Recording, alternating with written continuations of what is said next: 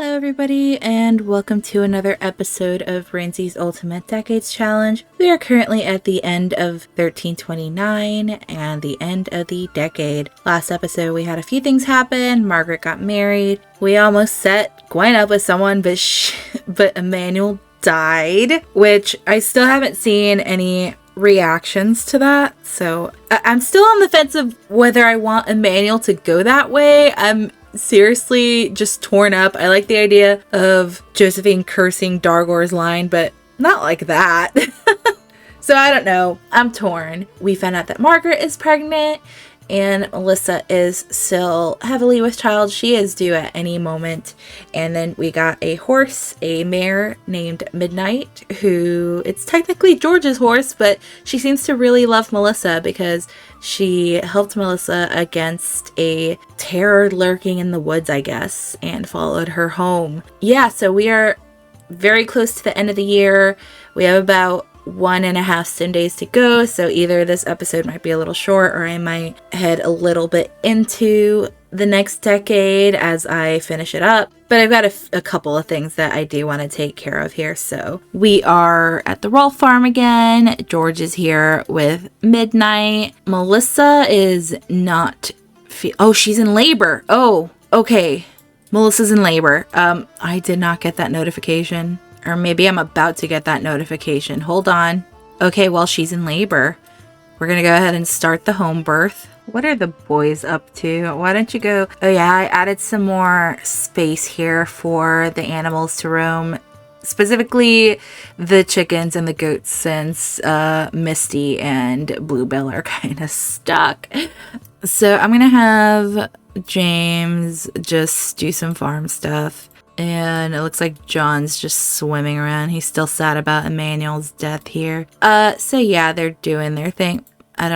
Matilda is not here. Maybe she went to go see Margaret because Margaret wanted to tell her that she was also with child. But we're going to bring her here. Why is she wearing this? Okay, so I feel like Matilda has been through it. I feel like she wants to comfort Melissa. Yes. Still drinking the milk, I see. And Matilda's just comforting her like it's gonna be okay. You're doing fine. I know you're scared. Poor Melissa. There's George panicking. James, go weed the garden, please. Gosh, everyone's just so sad. Matilda's gonna mop this up. George is doing laundry. Maybe he's trying to get the linens ready for her and stuff. Midnight's just hanging out over here. She's doing okay. But let's just go ahead. Have Melissa come up here. And we're gonna go in with the unassisted birth. Let's just get the show on the road. Let's just do it. George is still doing laundry. Oh, Melissa. Ooh, okay. Contraction pain, nothing else. Oh, she had a little girl. So I did have someone in my Twitter messages suggest the name Maple, and I think that is a cute name.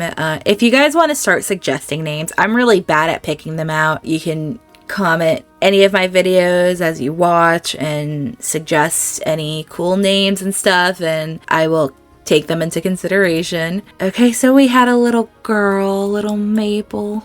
Aww. So after quite a difficult pregnancy, Melissa has had her second child. Here's our freaky deaky looking baby. And I must go ahead with the rolls. So we're back to the dreaded rolls. Okay, Melissa. Ooh, that was definitely a difficult labor. And Maple. Okay, what about infancy? Okay, Maple is okay. Thank goodness. Oh, the baby's okay. Okay, so here we have our baby. Let's cuddle her. She's doing all right. Jonathan's just doing his thing. Okay. Matilda. How's Midnight doing? Oh, she's taking a nap standing up. Very cute. What about the goat? Little salmon. Okay, Salmon is doing okay. Let's have little James go and talk about kids these days. George, come meet your baby. Jonathan's out here picking up a fiddle. Miriam came by. She probably came to meet the baby. Let's invite her in. Oh, Melissa's taking a nap. George is gonna take a nap too. He's like, oh, I'm so exhausted. Okay, everyone, please round up. Come meet the baby. Mabel is being a sweet child. Midnight is also being a sweet baby. Oh, she's feeling excellent all around. I feel like I should give her a shelter because she's just being rained on and that makes me feel so bad for her. There's John meeting his first niece. Miriam's just having a talk with Matilda here. Okay, the baby's probably hungry. It's okay. You can put her down. Put her down, John. John, put her down. Okay, come feed your baby, Melissa. Okay, Miriam and Matilda are just having a nice chat. Oh, John with the milk. Everyone is quite hungry. Okay, let's just do some pantry foods. Oh my goodness. Midnight. Our horse just walked inside. Midnight, please. I don't know what to do. Like, how do we get the horse out of here? Okay, let's go here. Okay, let's call over Midnight. Midnight's like, I heard a baby is here. I heard the baby was born. Midnight just wants to meet the baby. Okay, let's scratch her neck. Okay, she's just having some scratchies. Let me lock this for the horse. Oh, that was so funny. Okay. Oh, Maple. Change your dirty diaper. Okay, Miriam, go ahead and help yourself here. You too, Melissa. You deserve a nice reward. James, you are hungry. And I saw an option here. And oh my god. Miriam's leaving. Okay, so I'm gonna say that Jonathan was out here just checking out Midnight and he spots this pretty girl who looks so familiar, and I don't know why I kept calling her Arden. Her first name is Millicent. He's like he's in his skivvies. He's like, wait a minute. Oh, she's gonna go introduce herself to Midnight. That's so sweet of her. You better not steal my horse. Sully, she said. Oh, they're acquaintances now. I'm not sure why it's not giving me the option to interact with Millicent. But you guys remember her. She was one of the marriage prospects for George. And yes, she is also the one that robbed Jonathan blind. But for some reason, I can't interact with her. I don't know. This is crazy. Okay, now she can talk to him. That's so weird. And Matilda's like, oh, who's this girl? See, I can't have people interact with her. It's so weird. No, okay, so it's Millicent who can interact with John, and she is leaving. Maybe that's why. Okay, you know what? She is running off into the night. And Matilda's like, what are you doing? No, Jonathan's like, Mother, it was love at first sight. You told us a story of how you and Dad met. Look at him. He's so smitten. He's so handsome. The fact that he cannot have any heirs is criminal. And we've got sweet little James. He's so pretty. I can't. Okay. Oh, George and Melissa are sleeping here. Matilda, come hold your grandbaby. Oh my God, her first grandbaby. I can't. Oh my goodness. Oh, she loves her. And James too. I cannot. It's midnight, so I think I'm gonna go ahead and just age her up. And I think Matilda wants to help. Of course. She's like, oh, Melissa struggled so much. Melissa, why don't you go say hi to sweet Midnight? Go check on her because she loves you so much. And give her a hug. I'm gonna have Matilda I just need to know if she's a redhead. Oh my God, George's beard. He's got that curly beard. I'm gonna have to fix it. Let's go age Maple up. Let's go. And do we have a ginger baby? We do, and it's a calm baby. Yes, we have a redhead. I'm so excited. So here's our little baby. I love that she has red hair. It makes me so happy. Oh, she is just precious. I can't. Let me just give her a little hat. Oh my goodness. Precious. Amazing. Amazing. And since George wants to grow his beard out, let's give him this one. He's so handsome. My goodness. Okay, George, go get your baby. Go cuddle her. Go, go, go. Oh my goodness. I can't. I think George is just so relieved that she's okay. He's such a good dad. And look how she's looking at him. Please. Oh, and how he looks at her. Okay, I can't. Okay, let's... How's she feeling? Is she tired? She's feeling great, but let's give her sheepy times and soothe her to sleep. Melissa, you better not be flirting with anyone. She's just having a good old time. Midnight's got the zoomies. I've got so many M names and so many like JG names. If you guys want to help me with future names, that would be fantastic.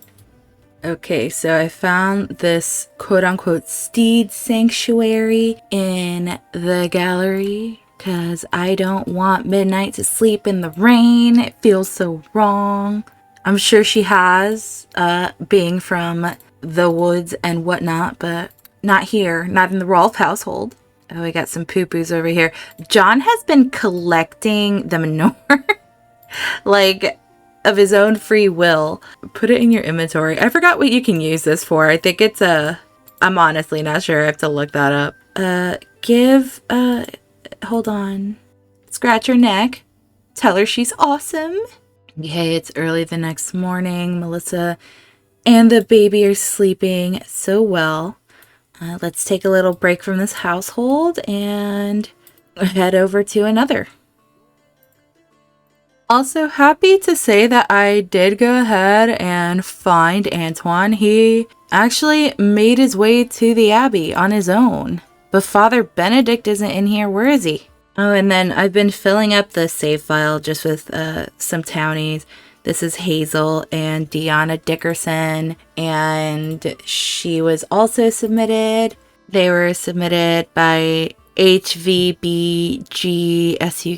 I know that I have some other sins that they created in this file, and it says two sisters who steal to survive. Change anything if you would like. So I just put them in the Abbey for now to see if anyone meets them along the way. I also added these peasant NPCs by Dark Wolf 323. I might add some of the middle class and royals, which they have kindly offered as background characters. So we'll see how that goes. And there are of course a bunch of other really awesome people that I have yet to add. So what the hell happened to Father Benedict? Okay, he's alive. He's married? He married Donatien? What happened to her husband? Oh my god, there's scandal all around. Father Benedict? Where is this man? They moved to Henford-on-Bailey. Did they have a baby? Oh my god, the scandal! Yeah, they're over here. So he just got married to this widow, I guess, because I'm pretty sure, if I remember correctly, they made it through the famine. The whole family did. Okay, and then someone here's got a baby. Oh my god, someone had a baby out of wedlock and they moved to Henford. It's the scandal. Also, I saw that King Robert's wife died, and oh my gosh, hold on. So King Robert's wife passed away, so I had him marry Marie, who is Joan's sister. I guess they had a baby already named Cassandra, and these are his kids with his first wife. I guess little Hugh has aged up, so I'll give him a little makeover. But yeah, stuff is just happening all around us here. Okay, so there is the heir of Henford. Is he listed as an heir? Yes, he already is. So okay, so that's interesting. And little Cassandra is up here. They just had another princess. It's very interesting to see what goes on around us. So Marie's living her queen life over here.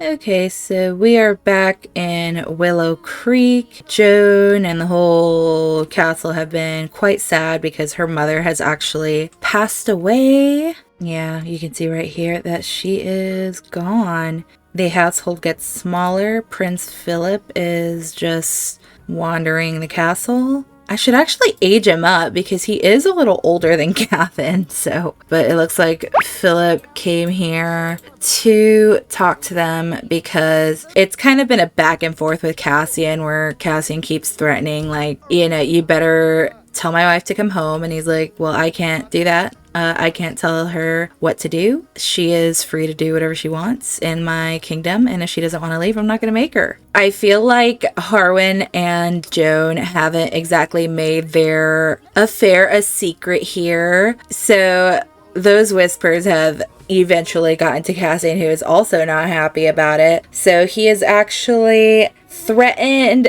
Philip and gotten in contact with, I guess, what this world's version of the Pope would be, who I am working on. I am sort of working on making Tortosa a sort of mix of Italy and Spain, my version of it at least. And I do have like a basilica there, and it'll be like the equivalent of whatever the Holy Roman Empire would be. So there's obviously a head there of the Church of the Watcher, and Cassian has gotten in contact with that head because both Willow Creek and Windenburg are part of that whole empire, religious-wise. He has gotten in contact with them saying the King of Windenburg is housing one of my subjects and will not return them. And my wife is an adulteress. I think even I don't want to call him the Pope, the head of, I don't know, the voice of the Watcher, I guess.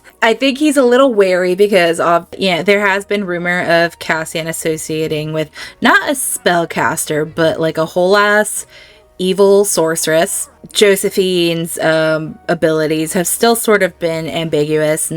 No one's certain except for Joan, who hasn't said anything for the sake of her children who are still in Windenburg. But wanting to prevent like an all-out war between his own subjects, the Pope guy has told Laurent, listen, you need to go ahead and deliver the queen back to Windenburg, or tell her to go back to Windenburg, otherwise you're facing excommunication. And Laurent's hands are kind of full here. He's like, okay, well now this is a toughie. So he's telling Joan that unfortunately she has to go, otherwise he's going to be in big trouble with the Church of the Watcher, and he doesn't want that. And at this point it's out of his hands. But he has suggested that with Glimmerbrook being that sort of in between, she should consult with the current reigning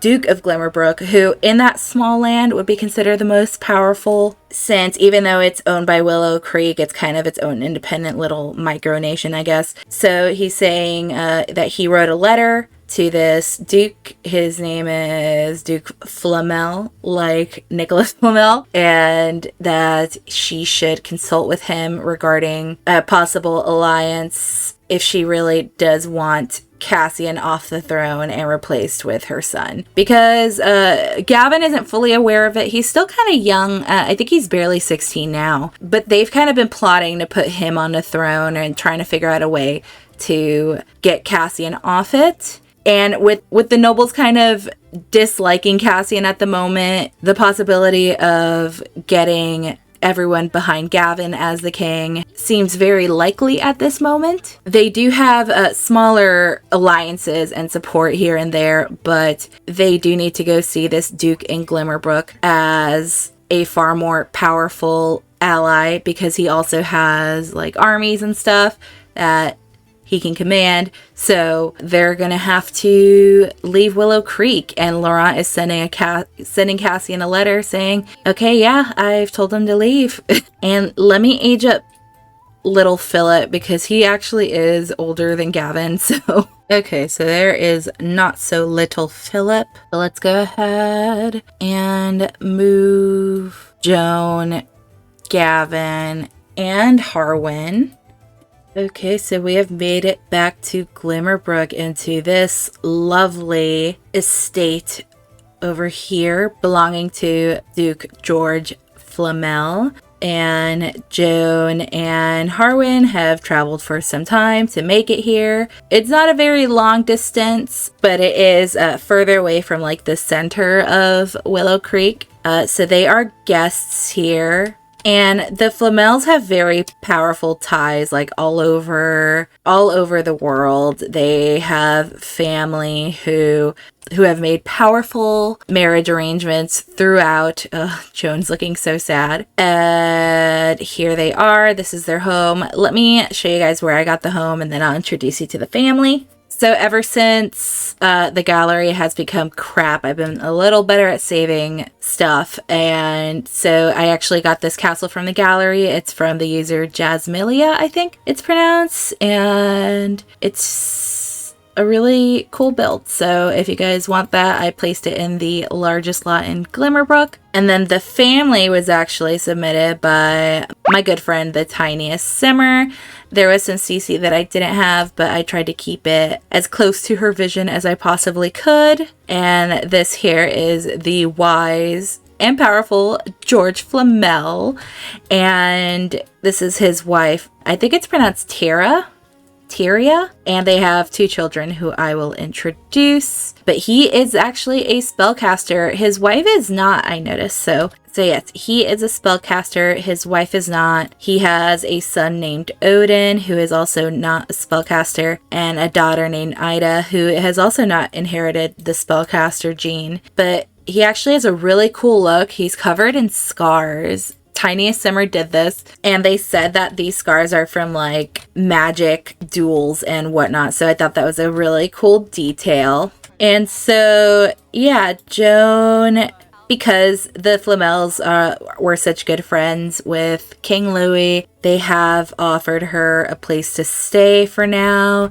They know what's going on in Windenburg, and they're not a fan of Cassian, and George specifically also is just not a fan of Windenburg because of the laws that aren't previously placed over there regarding spellcasters. I imagine that his wife is from Windenburg and he is from Willow Creek. Ever since those laws were changed, things have kind of been dicey. So therefore Joan's current rebellion against Cassian is something that he is backing up. And since he's not a full-on royal king, it's technically not creating any issues. So I feel like George kind of respects Joan for being kind of rebellious. He's like, I admire that. They're basically, asking for assistance regarding a possible rebellion or siege against Cassian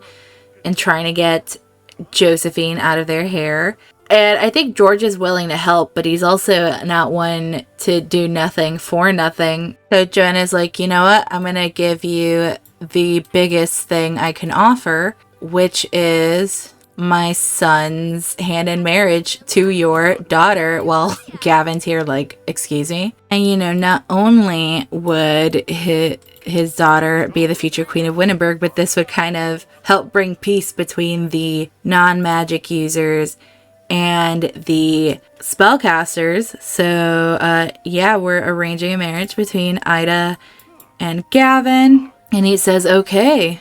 Gavin's not sure. He's he's kind of like going with it. Like he understands, but he knows that these decisions must be made. He hasn't even met Ida yet. So let's have her come down. And here she is. She's actually very lovely. And she's in her, hold on, this is like her swimming outfit. That is very inappropriate. But you know, she gives me free spirit vibes for sure. Okay, I've changed her into something appropriate. So, I guess she comes down and Gavin's like, oh, hey, you're Ida. She's sneering. What is wrong? And he's sad about his grandmother dying, it seems. He did spend a little time with her before she passed. And Joan's here like, look, here she is. This is your betrothed. Okay, so this is looking cordial. And they are getting along a bit. Oh, the conversation's a little tense. Why is she feeling tense? Don't be mad from being a peaceful sim around an angry sim. Who's angry? There's no reason to fight or be angry. And Joan's just supervising like, what's going on? Ooh, she looks so uncomfortable. Kids, please discuss his sad mood. Like, what is wrong? What is going on with you? What does she think of him? She thinks he looks basic. And he also thinks she looks basic. He's just having a really bad day. But now we have Gavin and Ida as betrothed. And they're going to have to get along. Hopefully things don't go the same way his parents' marriage went. You know, I feel like Joan's going to want to give her some reassurance. So let's have a little deep conversation. Like, I know it's not easy. I was also betrothed. But it doesn't mean things won't work out for the better. And I don't think that went well. I think Ida kind of resents being betrothed as well. We'll see how that develops and how that goes. But Ida and Gavin don't hate each other, so that is good. But she's not happy with her dad. Her relationship with her father is not good. So that is something. So I'm going to leave them here. So we are back at the Wheeled household. The girls have been out here talking. Kat and Talia have been trying to comfort Gwen after witnessing that death. And Greg is here brushing up on some blacksmithing skills to take on his father and uncle's legacy. But things have been kind of tense because, you know, obviously the Duke's death was kind of suspicious. On top of it being very unfortunate for poor Gwen here. And oh my god, look at their faces. You can tell these two are sisters. Meanwhile, Pierre has stopped by and he's having a nice little talk with Elric.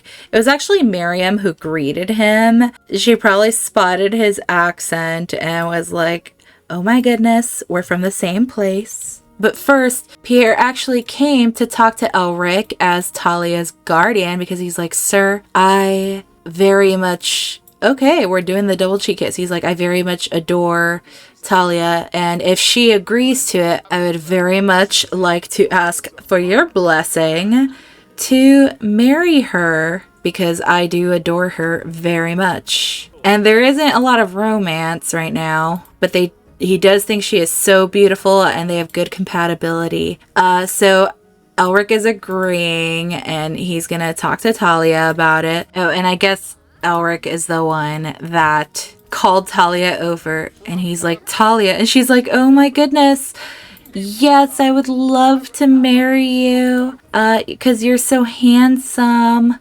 and so nice and you appreciate my genius mind. And he and Elric are just talking it up. And he's going to be like, oh, he's going to console her about the death. He's going to be like, I'm so sorry.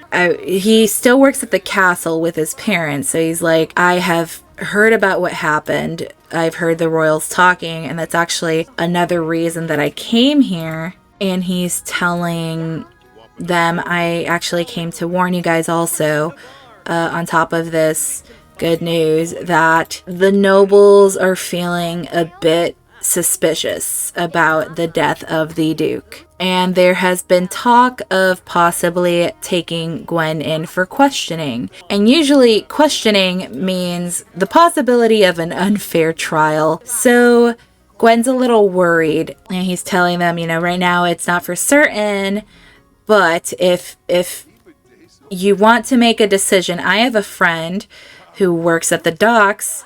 He would be willing to help you leave and set sail to another country. And you know what? Since it's going to be a while until I play, because I have a couple other videos coming out, why don't you guys tell me where you think Gwen would be shipped off to? It could be Tartosa, Henford, we could do Willow Creek, or possibly a new country. So it could be something like trade-wise, but Gwen has the possibility of roaming free as a stowaway. So he's like, you have until tomorrow to make this decision. Otherwise, there's no other way I can think to help you. So it's a big decision to make because it's very sudden, and Gwen would have to leave her family, and there's no way for them to just go visit her in another country. So it's either try to prove your innocence in case that suspicion leads to something bad, or just run away and hope for the best in another country where you don't know anybody. So I'll leave that here. It's kind of grim, but I'll also have Talia and Pierre get married in the next episode. And I'm gonna leave them here because I think Margaret should be popping at any minute, and we are about to end the year. Oh my god, my timing could not have been more perfect because Margaret is in labor as soon as I came in. Let's have Matilda come over. Matilda and Melissa. And let's get a bassinet ready. And I know Margaret's technically, I know she is pretty much a royal now. Why are you sleeping there? I know she is a royal now, but she's like, the hell thinking I'm gonna let someone else raise my baby. So she's definitely, she's going to do things how she knows how to do them. Leo, what is wrong? Oh, he's tense. Okay, he's panicking. He's looking a little stressed. Margaret's just really tired. Matilda. Okay, so we've got Matilda here. And we've got new mom Melissa here. Poor Margaret is so uncomfy. Oh, look at her. She looks so cute, preggers. I can't. Here they are. And Melissa's gonna go give her a nice hug. Be like, you're fine. You're gonna do so great. I'm so proud of you. And I'm sure Gwen would also love to be here because she's super close to Margaret, but now she's worrying about possibly getting arrested. Oh, there's a ghost. There is a ghost here named Jane Burrows. Okay. And let's have, oh, I didn't start the home birth, so I have to do that. Okay, so we're gonna start the home birth here. Mags is so uncomfortable. So go hug your little girl. She's about to have her second, well, technically third grandchild. And there she is she's like, I've got you. It's just a very sweet moment between mom and daughter. I can't. This ghost back here is just taken. Melissa's like, okay, I just accept that there's a ghost here. I wish the childbirth mod would let non-spouses help with giving birth on the bed. Oh god, she has to pee. Okay, go quick. Go before you pee yourself. And then we'll have Matilda and Melissa come sit up here so that they can be with her. And Leo is just in his panic mode. Okay, so Mama and Melissa are here, and we're gonna go ahead and have this baby. Melissa went to talk to that ghost, like, get out of here. Stop haunting this place. Oh my god, Margaret. You've got this, girl. I can't believe it. Another one of our second gen babies is having a baby. She hates this. Margaret's like, this is freaking awful. I can't believe you did this so many times, Mom. Matilda's like, yeah, I did. Okay. Oh, it's a girl. Okay. You know what? Oh, God. I worry doing this, but I want to name her Emma with an E. So it's like a combination of Emmeline and Aunt Emma with an A. So Emma Gilmore. And jeez. Louise. Oh my god. Margaret. Holy crap. We're gonna name this baby Leonardo like its dad, like his dad. Oh my god! Please let this be the last. Okay. She had twins! Where's Leonardo? He's over here. Holy moly! Oh, Margaret. It was hard, but she loves her babies. This ghost. Yeah, it was difficult and painful. Oh my god, that baby has green eyes. Holy crap. It was difficult and painful, but based on her smile, I think it was worth it for her. But oh my god, that baby's eyes. I don't think I've ever seen these babies with like bright ass eyes. Okay, so here are the babies. This one's Leo, I believe. Matilda, come meet your grandbabies. And Melissa's coming to meet the babies too. Look at how they're like, oh my god, twins. Oh, how sweet. And Margaret's like, I need a nap. I am exhausted. But now is the time, guys. So let's start with Margaret. Whew, okay. And now who is next? Emma. Okay, and little Leo. Okay, so now infancy, Emma. Okay, Leo. They're okay, guys. Oh my god, I'm so happy. Woo! All right. Oh my god, twins, another set of twins. What a great way to end this decade. Okay, so here we have Matilda and Melissa handling the babies while Margaret gets her rest. They were born at the very beginning of 1330, and this is where we're gonna end the 20s. So we are ending the decade. We've got a recap coming before we start the next one, and I hope you guys enjoyed it. We had a few things happen. The royals, things are stirring up. We've got a rebellion stirring up against Cassian, and he's kind of, who knows how blindsided he'll be. I'm sure Josephine's keeping him in the loop. Gavin is betrothed. Talia is getting married. Gwen is possibly gonna have to escape. And then here we have Melissa, who had little Maple, and Margaret, who gave birth to twins like a freaking champ. Now she's having her little reward nap while the girls help her out. So we are ending this on a really good note. The babies are healthy.